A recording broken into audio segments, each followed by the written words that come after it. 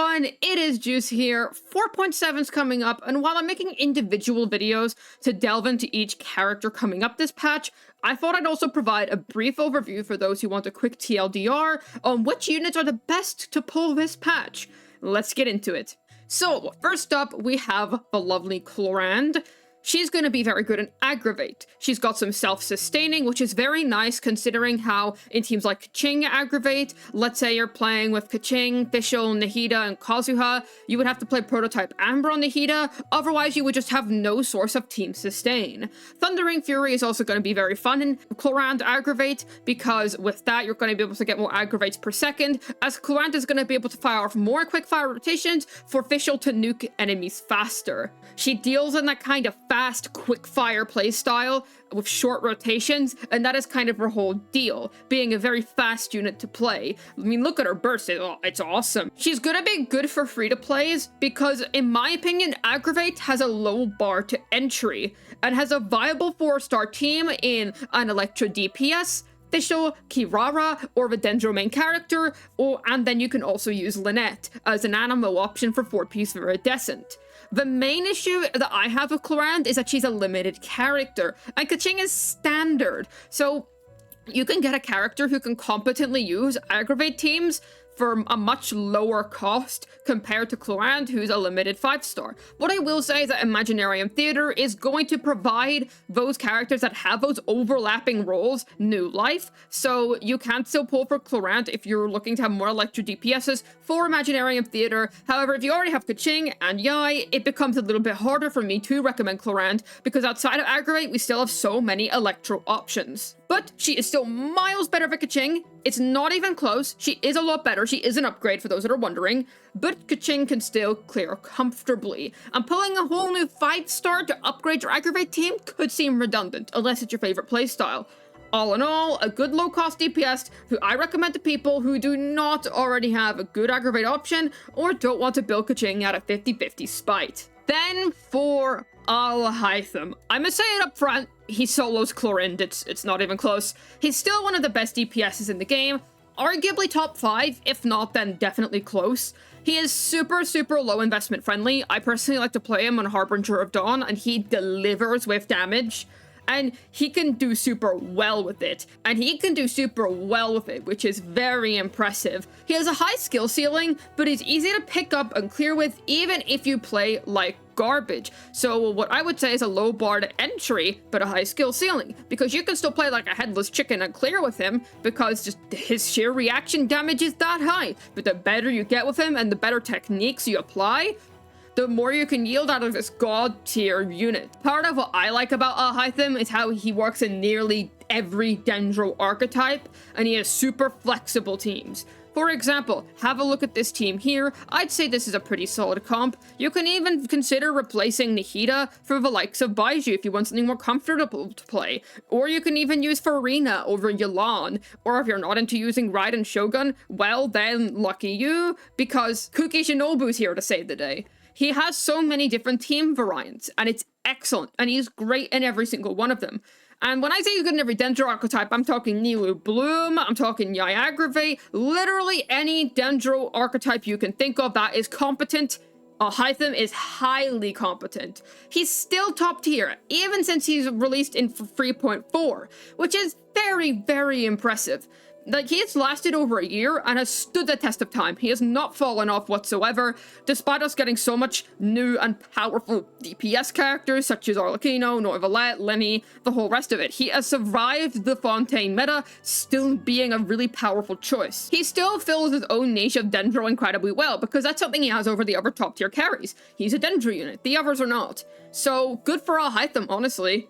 And the main issue I have with Alhaitham is that his high investment sucks. You don't want to get his own C2 because Nahida's C2 is actually going to be stronger for him instead of his own. And his constellations aren't really good until C6. Yeah, he's got a pretty good C6, I'll say that much. And as for weapon, I do think his signature weapon is worth getting, but you could also run something more flexible like Primordial Jade Cutter and get equal, if not better, performance out of it. So keep that in mind if you're someone who likes high investment. Now for Sigewinne. It's no question why they've paired her with Furina on reruns, because she's a great Furina partner. Although she has a passive dedicated to Furina, I still think Xiangyang will be better. This is because Xiangyang is Anemo and can hold Viridescent Venerer, unlike Sigewinne. Plus, instead of going with Sigewinne Kazuha, you can go for Xiangyang Yelan, which can be better depending on what scenario you're in, for example Hu Tao. She will be great in Furina Mono Hydro, replacing Kokomi's spot as the team's head. Her personal DPS is similar to Kokomi's, but Sigewinne does it in a shorter time. It isn't a direct upgrade, as you have to fill your field time with something when you on-field these guys. It's an alternative option to Kokomi, offering some more rotation flexibility. She's arguably the Kokomi power creep. I would say they're honestly equal in strength. I don't think she's good enough to warrant pulling over Kokomi if you already have her. Not a pull I recommend for new players or anyone in early game. Charlotte and Mika will be fine if you want to heal her if you're at that stage in your Genshin Impact experience. You will get your value out of her. The kit is fine, but just not recommended in my eyes. Then for Furina. Listen, I think saying that I like her is a bit of an understatement. I really like Furina. I personally think she's the best pull to make in 4.7. Get her if you don't have her. She improves nearly every team in the game, and she can make every DPS a mayonnaise hunter DPS. Hydro as well, best element in the game. Archon of the best elements in the game, or like, you know what I mean when I say Archon. Nice sub DPS as well. She has so many amazing synergies, and she's great for both early game and late game players alike. Every single constellation of hers is good, so if you're going for cons, you will get extreme value out of them, and this is speaking from someone who has the constellations and can comment on this. For example, the fact that C4 just removes all energy requirements is pretty cool, so if you're going for cons, you will really yield them. This is rare. Characters usually don't have every single constellation be good. However, we can all agree that C4 Xiao is the best constellation to have ever graced man on Earth. So 11 out of 10 would recommend. It's Furina de Fontaine. If you don't have her already, what are you doing? Then for Sethos. So he's a 4-star Electro DPS and he's EM based. His kit's a little bit convoluted, a bit confused. Now, his kit is based around a burst that can enhance his normal attacks, but then the rest of his kit focuses on charge attacks, which drain his energy. He's okay to build at C0, and he does get better at C6, but not by that much. So you're safe to build him at C0 if you're interested in trying him out, and don't feel like you need C6 like some other characters, looking at you, Farzan, to feel truly playable. Use him if you want a 4-star Electro DPS at a low cost. He's like a mini Sino. He won't do too badly in that regard, though I would not say he's anywhere near as strong as Sino. When it comes to the new weapons that are going to be coming in this patch, we've got Absolution, Clorinde Sword, and Silver Shower Heartstrings. So, I'd say that Foliar Incision is really good for Alhaitham as it's going to be paired with Absolution in the first half. But if you have Primordial Jade Cutter, you can skip it since they're equal, if not Primordial Jade being better in AoE due to Foliar having a max trigger count. As for the weapon banner, like on its own in the first half, it's a win both ways for Clorinde and Alhaitham mains. The Bond of Life mechanics don't matter, but I would say that Alhaitham can still enjoy the stat sticks, and same for Clorinde, she can still use Foliar, but obviously her signature is going to be a lot better. But don't feel pressured.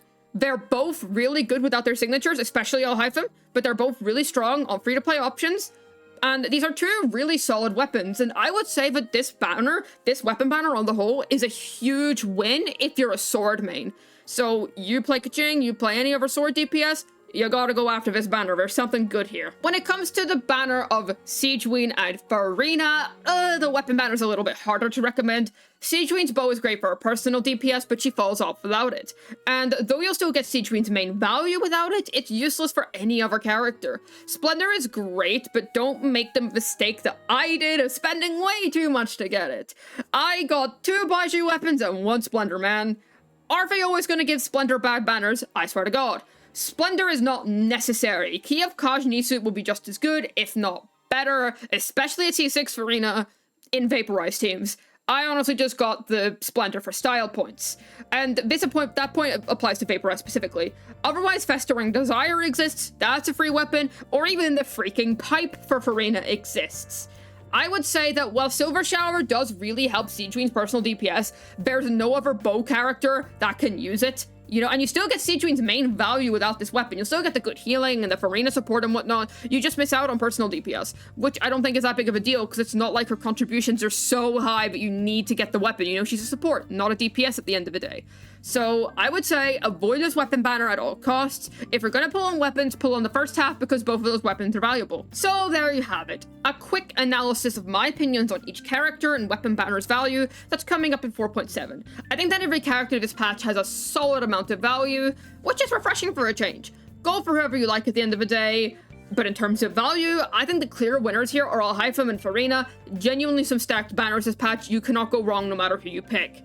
Hopefully this video was able to help you decide who to pull in Genshin version 4.7. This has been Juice signing out, and let's all just acknowledge what the true MVP of this patch's banners. And let's just acknowledge what the true MVP of this patch's banners is Furina's adorable face.